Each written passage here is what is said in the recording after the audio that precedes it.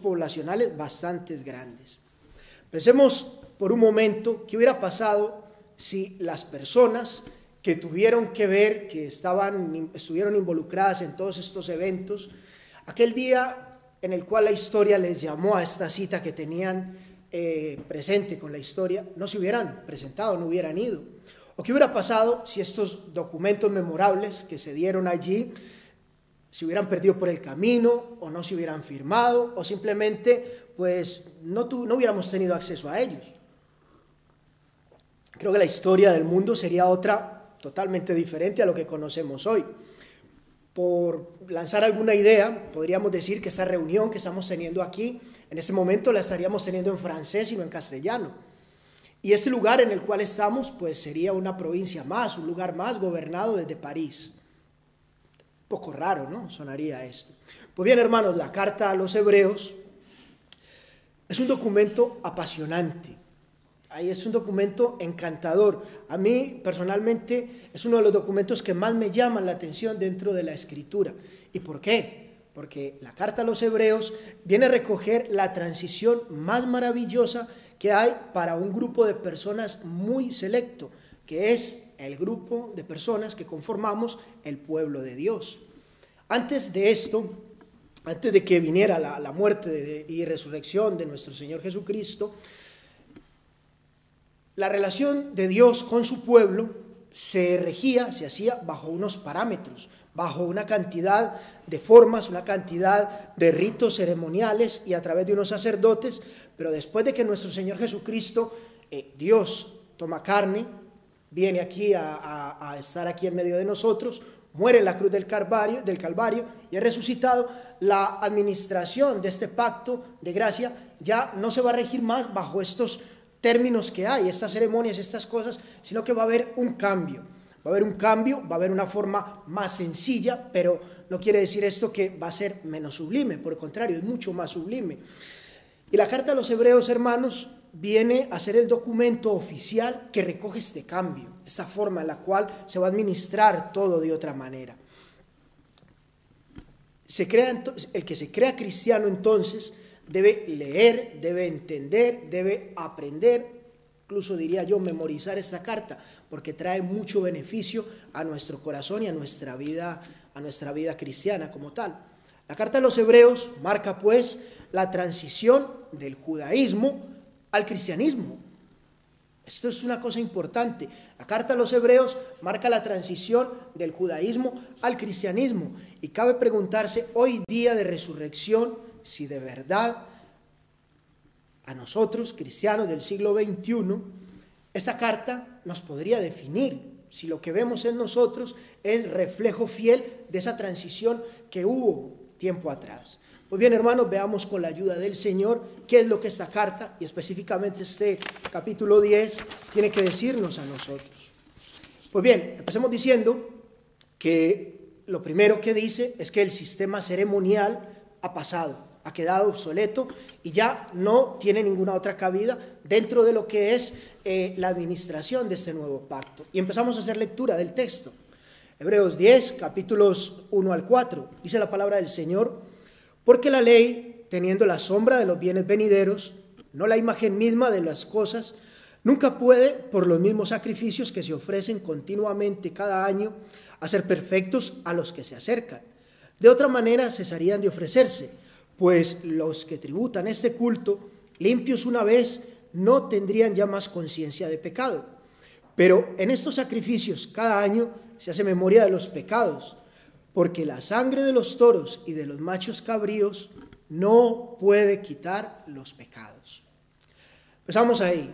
Siempre he tenido yo una duda, me he preguntado, ¿para quién sería más difícil en la época neotestamentaria la conversión? ¿A quién le hubiera costado más convertirse? O bien al pagano, la persona que venía del paganismo, o al judío, esa persona que venía del judaísmo. ¿A quién le habrá costado más convertirse? ¿Para quién habrá sido más difícil? Pues hermanos, la respuesta no es una cosa sencilla de dar.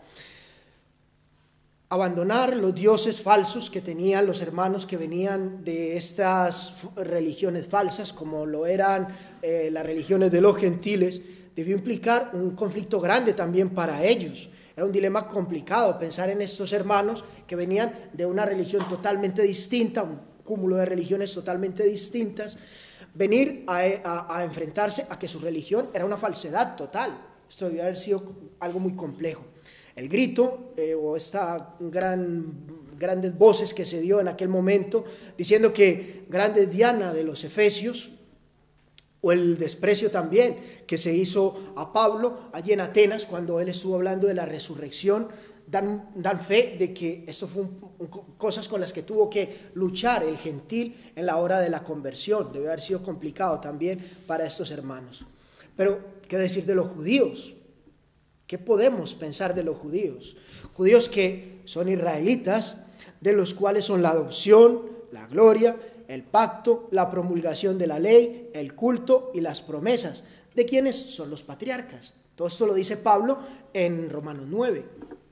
Cuán difícil debió ser para aquellos hermanos que se convertían del judaísmo al cristianismo entender que su religión era una religión imperfecta, era una religión que no llegaba a la culminación. ¿Por qué? Porque la perfección de esta fe estaba en aquel Mesías que había de venir, estaba en Cristo muriendo en la cruz. No me extraña, hermanos, saber cuando leemos la Escritura que hubo un grupo de judaizantes. No me extraña también el comportamiento que ante estos hombres, ese comportamiento hipócrita que tuvo Pedro, al estar buscando allí tratar de congraciarse con los dos. Había dificultad para aceptar este pensamiento. Y saber también que el mismo escritor de esta carta que estamos hablando, en su momento fue Saulo de Tarso. Complicado también para estos hermanos debió haber sido. Pero pensemos, hermanos, que el momento de enfrentarse con la realidad estaba allí. Se había llegado, la cita con la historia había llegado ya por fin, y era el momento de romper con el judaísmo. Era el momento de romper con el judaísmo y decir claramente que ese guía que en otro tiempo les había llevado hasta Cristo, que había sido todas estas ceremonias, que había sido toda esta ley, ese guía ahora ya se convertía en un lastre y que ya la iglesia no lo podía cargar. Habían quedado obsoletos todo lo que era ese sistema ceremonial y ya no se podía cargar más dentro de lo que era la fe cristiana. Ahora pensemos un momento de que de no haberse declarado esta verdad, el cristianismo se hubiera convertido simplemente en una secta más del judaísmo. Hubiéramos venido a ser una parte, una facción más de lo que es el judaísmo, pero nunca el cristianismo hubiera sido una fe con identidad propia. También aceptar esto sería también de que Dios habría sido mentiroso.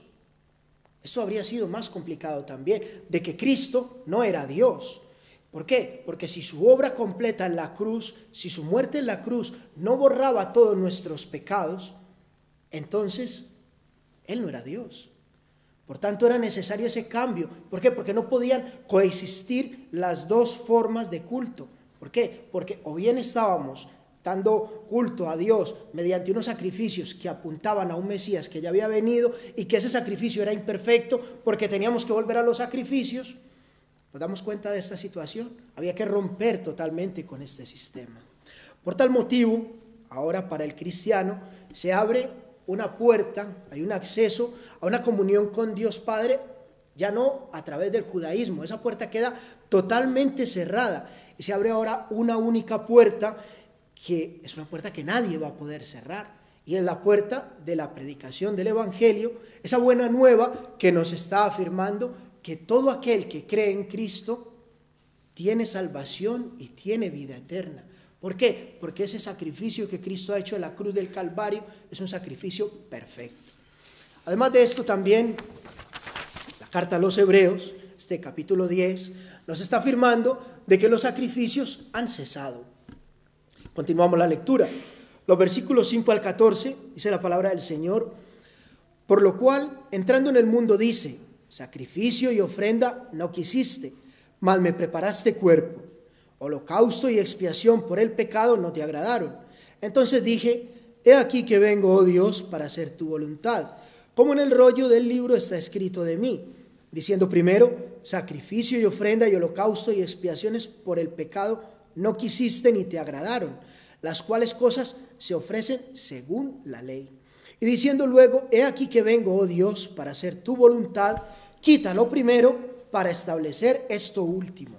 En esa voluntad somos santificados mediante la ofrenda del cuerpo de Jesús, hecha una vez para siempre. Atrás queda pues el judaísmo, queda su templo, quedan sus ceremonias, y la iglesia cristiana avanza hacia ese supremo llamamiento que está haciendo el Señor, y debe encontrar su identidad propia, Podríamos comparar aquí, podemos ver aquí un niño que está aprendiendo a caminar en este momento y que debe aprender a comunicarse con su padre. ¿Cómo la iglesia va a aprender a comunicarse? ¿Cómo se va a poder comunicar con Dios? ¿Cómo lo hará? Pues quita lo primero para establecer esto último, dice nuestro pasaje.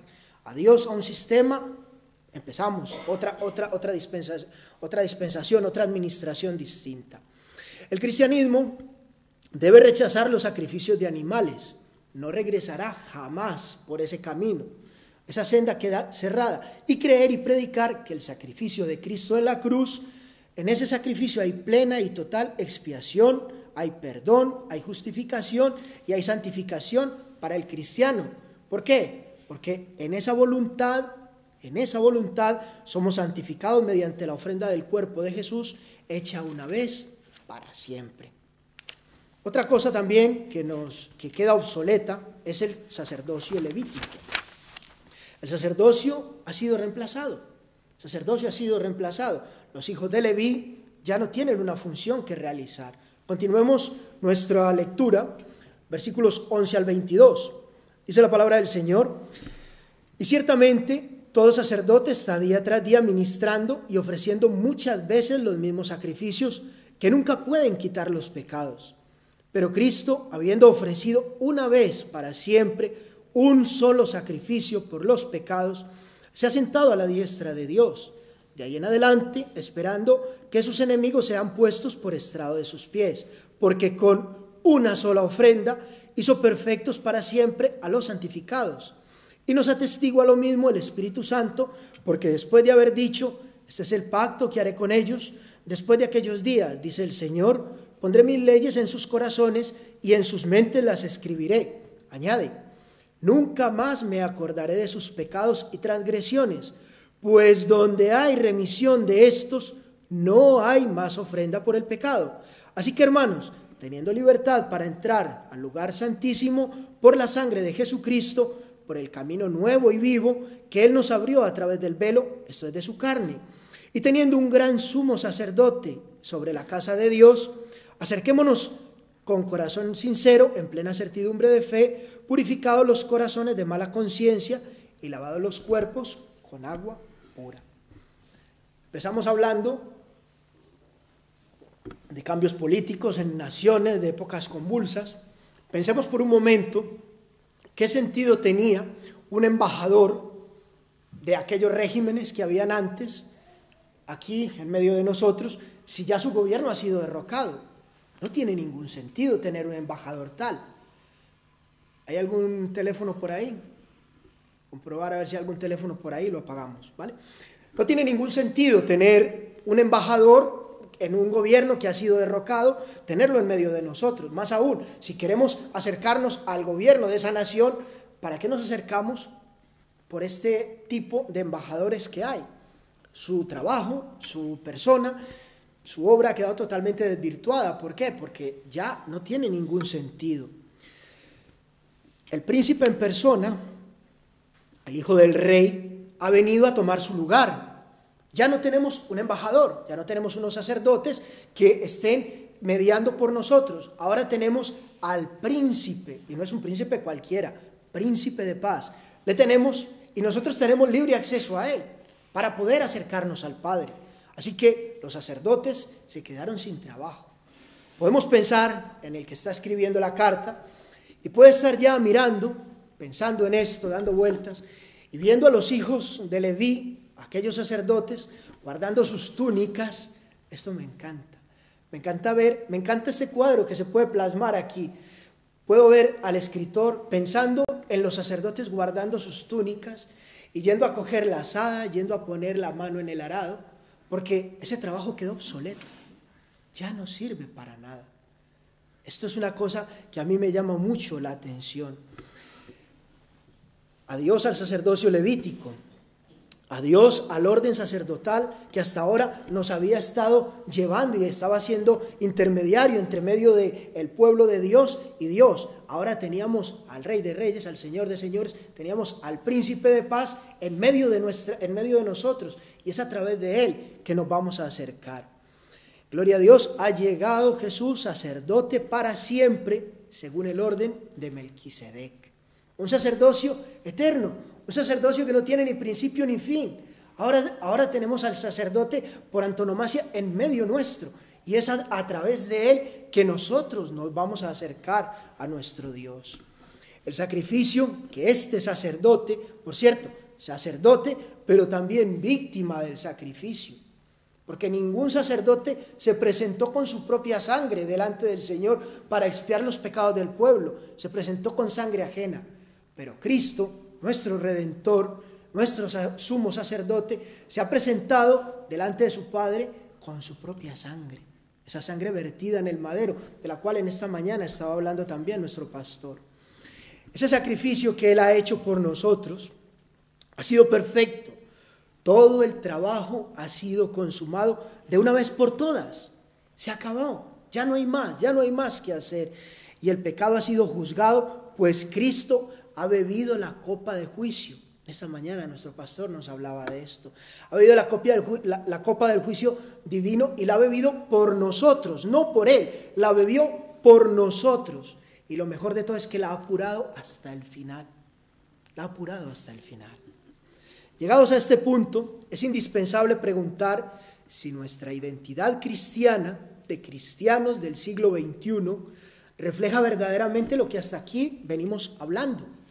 Creo que sería bueno pensar en eso. ¿Reflejamos de verdad esto o no? ¿Qué pasa con nosotros? ¿De verdad hemos roto las amarras del judaísmo, las amarras ceremoniales, y ahora navegamos con el viento a favor? ¿Vamos navegando con el viento a favor? ¿O cuál ha de ser la respuesta? Tengo que decir con vergüenza que no es así. En muchos de los casos no es así.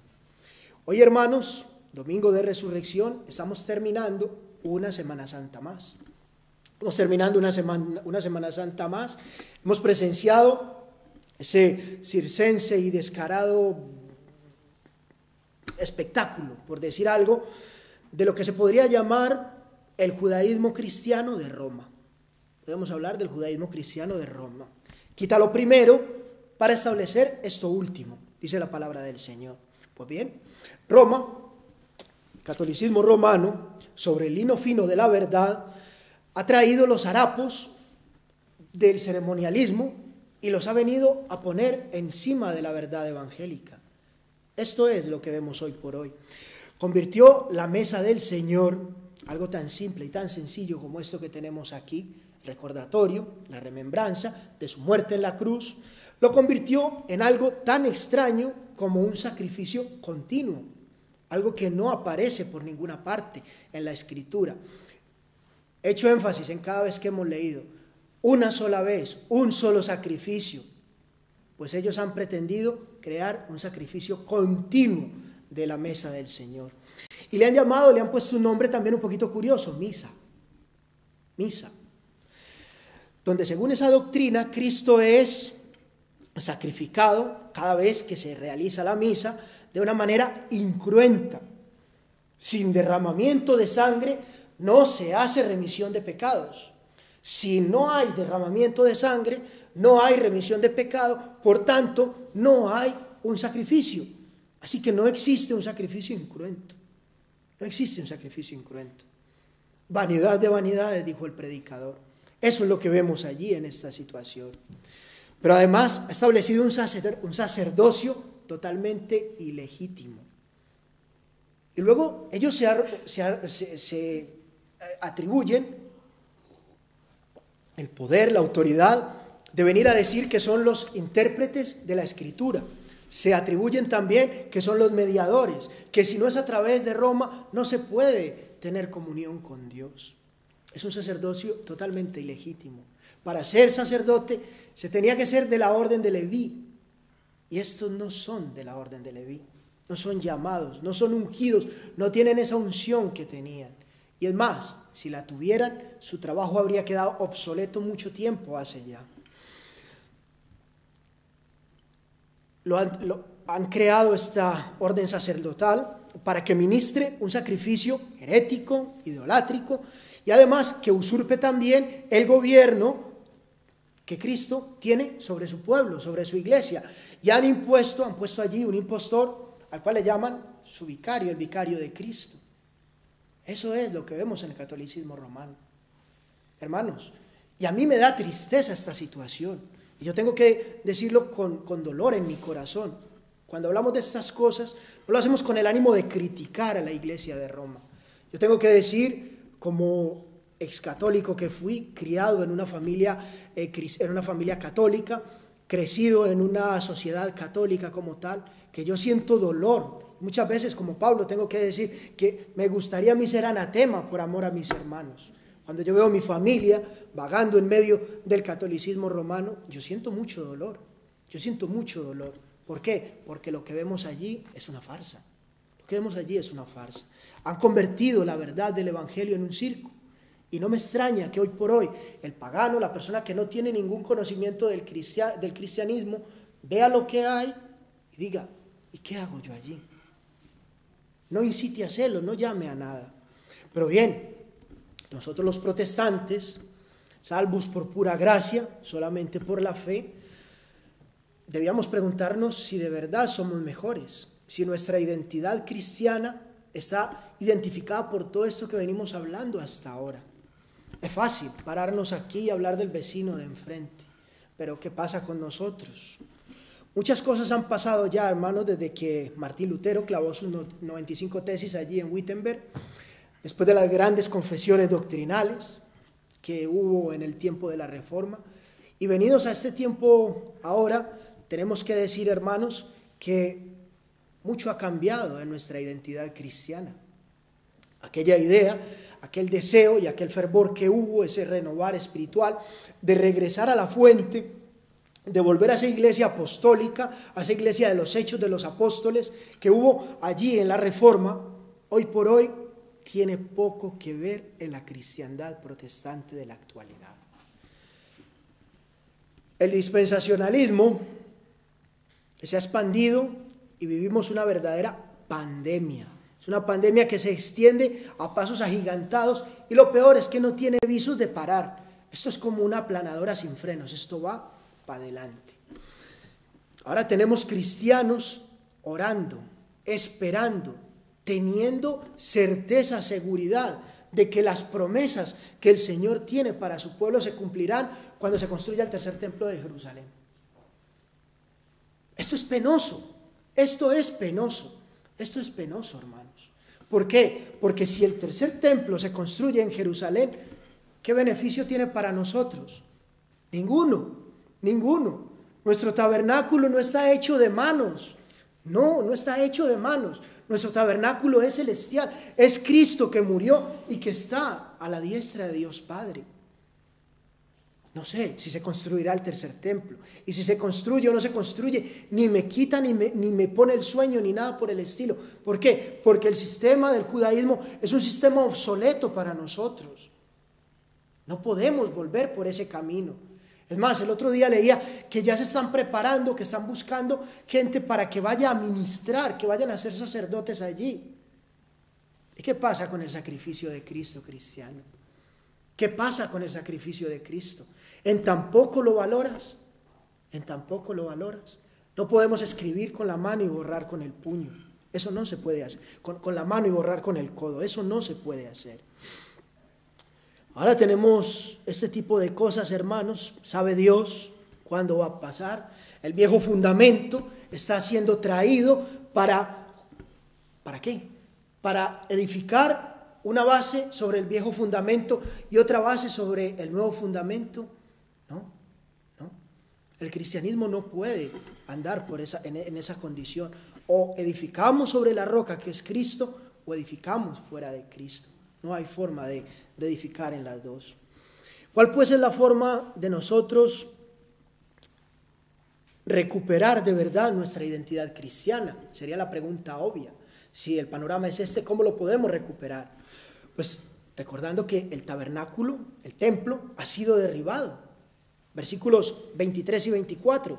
Dice la palabra del Señor: mantengamos firme sin fluctuar la profesión de nuestra esperanza, porque fiel es el que prometió, y considerémonos unos a otros para estimularnos al amor y a las buenas obras. El verdadero tabernáculo de Dios no es hecho de manos, es Cristo mismo, y es a través de Él que nosotros tenemos libre acceso a la presencia de Dios Padre. Es en Cristo que tenemos perdón por todos nuestros pecados, y esa es nuestra fe, esa es nuestra fe, esa es la fe evangélica, esa es la fe cristiana, y esa es la que nosotros no podemos permitir que fluctúe, que cambie, que varíe. Ese es el centro de la fe. Sobre esta roca edificaré mi iglesia. ¿Cuál? Roma. No, la confesión de Pedro. Tú eres el Cristo. Tú eres el Cristo. Y esa es nuestra fe. Y eso es lo que no puede cambiar. Eso es lo que no puede variar. La verdadera identidad cristiana es aquella que descansa solo en Cristo, en su gracia, y que pone como fundamento únicamente su palabra. No tradiciones ni cosas raras traídas ahora de esquemas antiguos, pasados y olvidados. No, solo la palabra de Dios, solo la Biblia. Esta es la fe que no podemos permitir que varíe. Esa es nuestra comunión con Dios. ¿Y cómo lo consigo? Bueno, pues seguimos recordando, porque aquí no nos vamos a inventar nada nuevo. Recordando que la congregación de los santos es una cita ineludible a la cual la historia nos llama. Hago hincapié, la congregación de los santos es una cita ineludible. No se puede eludir, no podemos hacer esto, no podemos salir por allí, buscar el atajo, buscar el apaño. No, la cita está y hay que acudir. Y es una cita a la cual la historia nos llama. En la introducción decía, ¿qué pasa si estos grandes hombres que crearon todas estas revueltas y todas estas cosas para dar origen a lo que son hoy por hoy las naciones que existen, si no hubieran ido? ¿Qué pasa si el cristiano no se presenta cuando la historia le llama? ¿Qué pasa con la iglesia? ¿Qué pasa con la fe? Pues bien, hermanos, el versículo 25 nos habla de eso. No dejando de congregarnos como algunos tienen por costumbre, sino exhortándonos, y tanto más cuando veis que aquel día se acerca. ¿Te gusta venir a la iglesia? ¿Te gusta estar con tus hermanos? Estas señas de identidad de las cuales venimos hablando hasta aquí están en la congregación de los santos. Cristiano que no se congrega, cristiano que pierde señas de identidad. ¿Por qué? Porque Cristo nos ha llamado a vivir en unidad. Cuando Cristo venga, no va a venir por Pepito Pérez, que está en su casa, por fulanito, que está en la discoteca, por sultanito, que se fue a dar una vuelta al centro comercial, o por, yo qué sé, que está en otro lugar. Viene por su iglesia. Hermanos, nosotros formamos una familia de hijos legítimos, y los hijos legítimos están en la casa. Dios no tiene bastardos, no tiene hijos ilegítimos. Dios no tiene hijos ilegítimos. El que se crea cristiano debe estar en la iglesia cristiana que refleja, y luego hablaremos de esto, las señas de identidad del verdadero cristianismo. La pregunta en esta tarde obvia es, ¿acudirás a esta cita? ¿Acudirás a esta cita? ¿Te quedarás impasible en casa o te conformarás con iglesias que no poseen identidad verdaderamente cristiana? No somos lo mismo. No somos lo mismo. No somos lo mismo y tampoco somos los mismos. En esto hay que hacer mucha claridad. El otro día tuve que llevar la furgoneta al taller, le habían dado un golpe por allá y ya casi se vencía el parte que me daban. Y llegué al taller, llevé la furgoneta y resulta que por la mañana, muy temprano, había ido a otro lugar, puse la radio y de 7 a 8 de la mañana, pues hay una emisora cristiana donde hacen lectura bíblica. La verdad es que no me gustan las emisoras cristianas porque hay tanta cosa allí, pero esta es muy buena. ¿Por qué? Porque 3 veces al día ponen la lectura de la Biblia y es apasionante. Vas conduciendo por la carretera y vas escuchando la palabra del Señor. Eso es una maravilla, eso es una bendición. Antes eso no existía. Yo recuerdo un hermano que me decía que él tenía que hacer unas peripecias para tener casetes con lecturas bíblicas. Pues ahora lo tenemos en la radio. Bueno, pues la radio se quedó con aquella emisora. Yo dejé la furgoneta en el taller y resulta que cuando fui por ella me dice la mujer que me atendió: oye, mira, he movido la furgoneta y me ha gustado mucho la emisora que tenías. La verdad ya ni me acordaba qué emisora había allí. Le digo: ¿y cuál emisora había? Y me dice: pues esta de los evangelistas. Y le digo: ¿te ha gustado? ¿Eres también creyente? No, yo soy católica, pero bueno, vamos. Nosotros somos lo mismo. Con un montón de peripecias para no herir su susceptibilidad en aquel momento, tuve que decirle que no éramos lo mismo. No éramos lo mismo. Hermanos, y es que no somos lo mismo. No. A mí me duele mucho cuando un cristiano viene y me dice: no, si estos son católicos, si son tan buena gente y hacen tan buenas cosas, que igual a nosotros. No es igual. ¿Por qué? Porque tú, cristiano verdadero, estás lavado con la sangre de Cristo. Únicamente estás descansando en la gracia absoluta de Cristo. El catolicismo no descansa en esto. Descansa en las obras, descansa en la tradición, descansa en toda esa cantidad de cosas que ha venido a traer nuevamente para ocultar, para tapar la verdad que hay. Y ha sido tal la tradición que han traído, esa tradición de los hombres, que ha venido a invalidar la palabra de Dios. Así que no somos lo mismo. Tampoco las iglesias evangélicas de la actualidad son lo mismo, y con pena y con dolor tengo que decirlo. ¿Por qué? Porque, hermanos, donde las doctrinas de la gracia no se están predicando, allí vemos una falta de fundamento, una falta de identidad cristiana. Donde se predican cosas extrañas, donde se predican, mejor dicho, no quiero irme por ahí porque aquí me tiraría yo todo el día y toda la noche hablando de esto. Simple y llanamente, que tu iglesia sea la iglesia donde se predique el evangelio verdadero, donde se diga Cristo es Dios, donde se diga Cristo es mi Salvador, donde se diga Él murió en la cruz por ti y en Él tienes salvación. Y que no se añada nada más, Eso es lo que hay que tener cuidado. En esto, hermanos, tengo que ser claro también, tengo que ser muy claro, pues tu vida depende de esto. El texto continúa diciendo lo siguiente, versículos 26 al 31. Porque si pecaremos voluntariamente después de haber recibido el conocimiento de la verdad, ya no queda más sacrificio por el pecado. Paremos aquí un momento.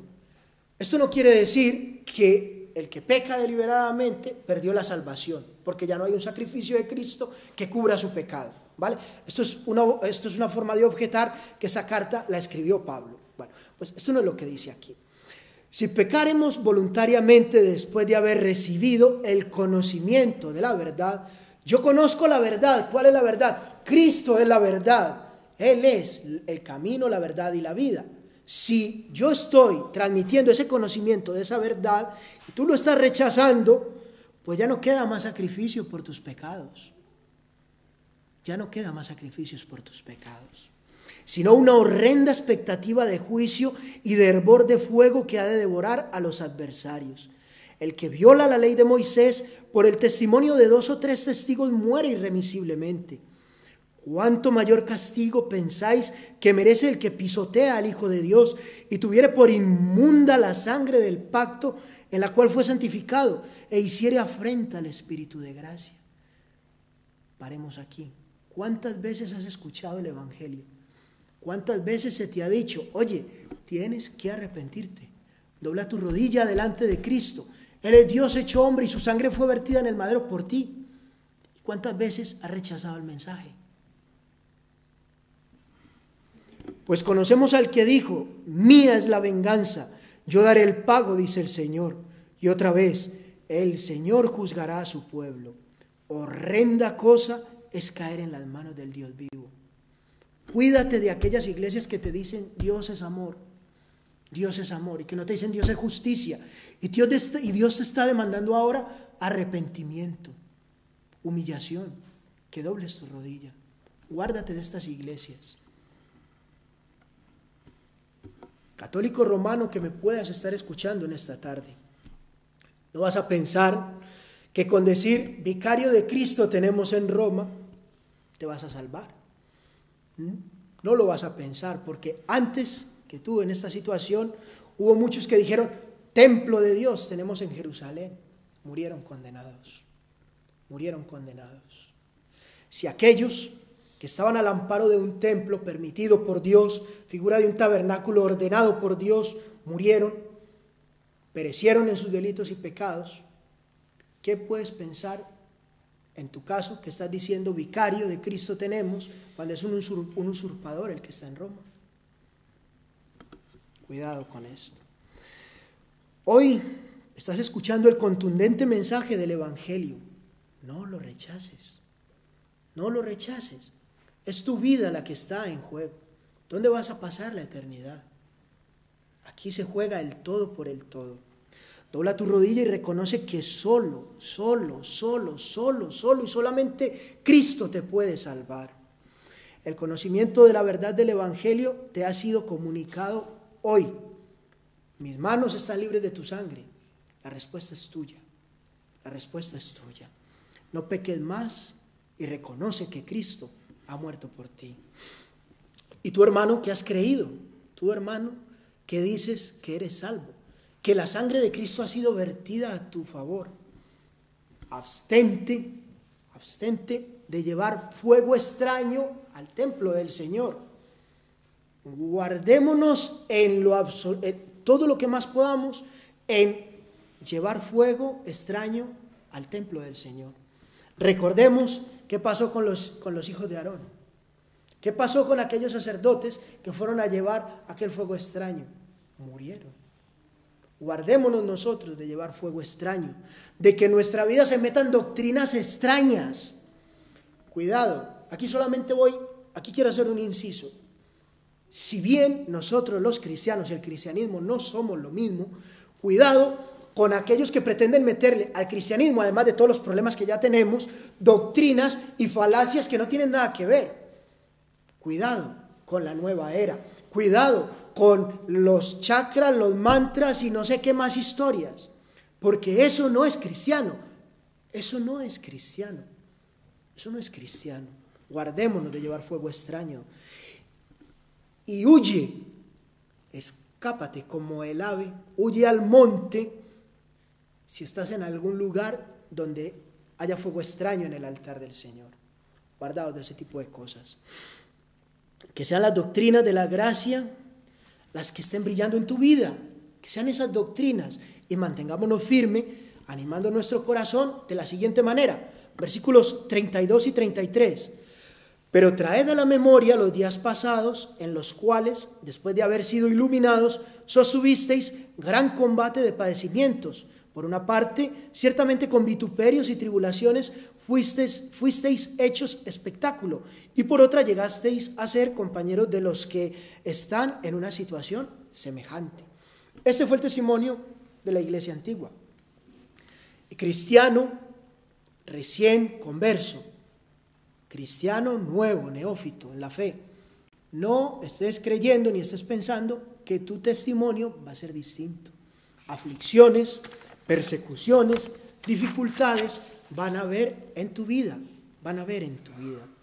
porque versículo 34 está hablando ya de, a pesar de todas estas cosas que había, de todos estos problemas, dice que ellos, a pesar de todo eso, dice, porque de los presos también os compadecisteis, y el despojo de vuestros bienes sufristeis con gozo, sabiendo que tenéis en vosotros una mejor y perdurable herencia en los cielos, la salvación obrada por Cristo. ¿Qué otra herencia tenemos en los cielos? Hermanos, qué bendición, qué bendición. Sufrir pues con gozo y con alegría cualquier problema que venga por nuestra fe verdadera. Oye, mira, es que tu iglesia, es que tu credo, es que tu forma de entender la palabra del Señor es anticuada. Gloria a Dios. Gloria a Dios. En teología no hay nada nuevo. Dice, no es teología, decía mi pastor Ángel por ahí en los libros que me prestaba. Hermanos, esa es nuestra fe. Oye, es que hay que modernizar un poco la iglesia. Aquí hay que traer un poquito más de alegría y más guitarra y más batería y más fuego extraño, ¿no? Y más fuego extraño, ¿no? Más fuego extraño. El gozo del cristiano, la alegría del cristiano, no está en todas esas tonterías, en todas esas cosas. No tiene ninguna historia. El gozo del cristiano está en la salvación obrada por Cristo. En que Cristo murió en la cruz y resucitó. ¡Qué alegría! Hoy es domingo de resurrección. Hoy estoy cumpliendo yo 15 años de haberme convertido al Evangelio. ¡Qué alegría! Es que no tengo ninguna otra cosa más que decir, sino ¡qué alegría! Y si me ponen a escoger, mira para atrás, el día más feliz de tu vida, ¿qué es lo que más gozo ha traído a tu vida? Tu esposa, tus hijos. Mira, Cristo, porque si no hubiera sido por Cristo no sabría qué es todo lo demás. Hermanos, eso es lo que tenemos que traer a nuestra mente. Conclusión, porque el tiempo se nos va echando encima. Y el texto se concluye solo. Versículo 35 en adelante dice: no perdáis pues vuestra confianza, que tiene grande galardón, la vida eterna, obviamente. Porque os es necesaria la paciencia, de la que nos está hablando tanto nuestro pastor en estos días, para que habiendo hecho la voluntad de Dios, obtengáis la promesa. Porque aún un poquito, y el que ha de venir vendrá, y no tardará, mas el justo vivirá por fe, no por obras, mas el justo vivirá por fe. Y si retrocedieres no agradará a mi alma. Pero nosotros, de Alcorcón, pero que sea ese el testimonio, no somos de los que retroceden para perdición, sino de los que tienen fe para preservación del alma. Que el Señor nos ayude a vivir pues para su gloria, para su honra, y que este sea nuestro testimonio. Vamos a orar. Bendito Dios y Padre bueno, gracias te damos por esta fe recibida, por saber, Señor, que Cristo ha muerto por nosotros, que Él es nuestro único y sumo sacerdote, Él es el todo para nosotros. Reconocer, Señor, que Él es el que ha ofrecido el sacrificio, pero también es la víctima de ella. Reconocer también, Señor, que este sacrificio ha sido completo, que no nos queda a nosotros nada más por poner, sino simplemente, Señor, callar nuestra boca, poner nuestra rodilla en tierra y reconocer que tú eres Dios, que tuya es la salvación y que como pueblo tuyo, Señor, a ti te damos la gloria y la honra. Bendícenos pues, Señor, perdona nuestros pecados y ayúdanos a vivir para tu gloria. En el nombre de tu Hijo amado Jesús. Amén.